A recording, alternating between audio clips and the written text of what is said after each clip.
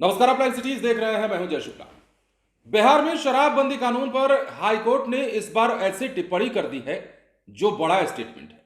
Patna high court ने भी अब यह तक कह दिया है कि बिहार में शराबबंदी कानून जो है सिर्फ और सिर्फ अधिकारियों के लिए मोटी कमाई का जरिया बनकर रह गया है।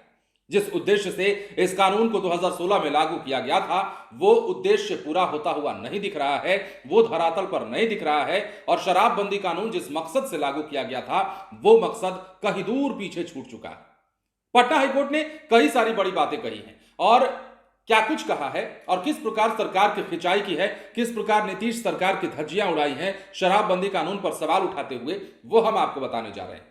बिहार में लागू शराबबंदी को लेकर हाईकोर्ट ने राज्य सरकार की खिंचाई की और कहा कि बिहार निषेध और उत्पाद शुल्क अधिनियम 2016 भटक चुका है।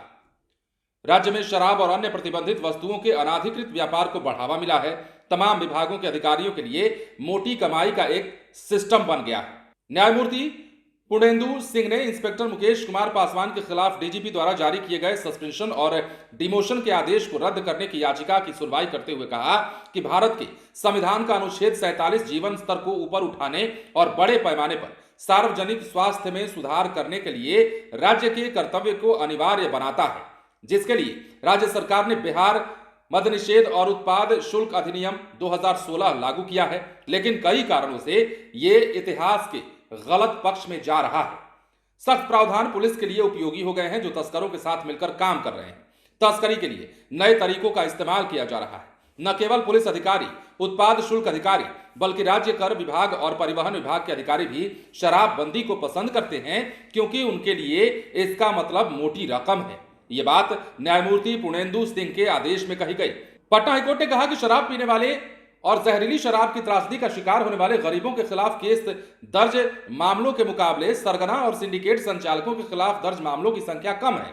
खराब जांच के चलते ही माफिया बिना डर के काम कर रहे हैं। जांच अधिकारी जानबूझकर किसी भी कानूनी दस्तावेज के साथ अभियोजन पक्ष के मामले में लगाए गए आरोपों की पुष्टि नहीं करता है। खोज, जब्ती और जांच नहीं करके सबूतों के अभाव में माफिया को छूट देने के लिए ऐसी खामियां छोड़ दी जाती हैं। न्यायाधीश ने कहा है कि इस कानून का दंश झेल रहे राज्य के अधिकांश लोग गरीब तबके के दिहाड़ी मजदूर हैं, जो अपने परिवार को एकमात्र कमाने वाले अपने परिवार में सदस्य हैं। अब देखिए, इतनी बड़ी टिप्पणी हाईकोर्ट की ओर से अगर बिहार में शराबबंदी कानून को लेकर आता है तो वाकई ये गंभीर मसला है। और अब तक तो हम कहते रहे हैं, अब तक तो लोग कहते रहे हैं और अब तक तो विपक्ष के नेता कहते रहे हैं, लेकिन अब हाईकोर्ट ने भी कहना शुरू कर दिया है कि बिहार में शराबबंदी कानून का मतलब सिर्फ और सिर्फ अधिकारियों की मोटी कमाई, तस्करों के साथ मिली भगत करके पैसे छापने का एक मशीन या फिर पैसे छापने का एक जरिया। शराबबंदी कानून को चाहे जो कह लीजिए, वही बनकर रह गया है। लेकिन शराबबंदी कानून धरातल पर कहीं दिखता नहीं है। जहरीली शराब से मौत का मामला लगातार बिहार में आते रहता है। शराब तस्करों की मिली भगत का आरोप हर रोज बिहार पुलिस के कहीं ना कहीं किसी न किसी अधिकारी कर्मचारी पर लगता रहता है। तस्करों से मिली भगत और तस्करों से यारी निभाने के चक्कर में कितने पुलिस कर्मी अब तक सस्पेंड भी हुए हैं। ये तमाम खबरें हैं, ये तमाम बातें और कई बातों को मिलाकर हाईकोर्ट ने चूंकि अब बड़ी टिप्पणी कर दी है, तो देखना होगा कि सरकार क्या शराबबंदी कानून को अब भी कारगर बनाने के लिए कोई ठोस कदम उठाती है। फिलहाल बने रहे लाइव सिटीज के साथ।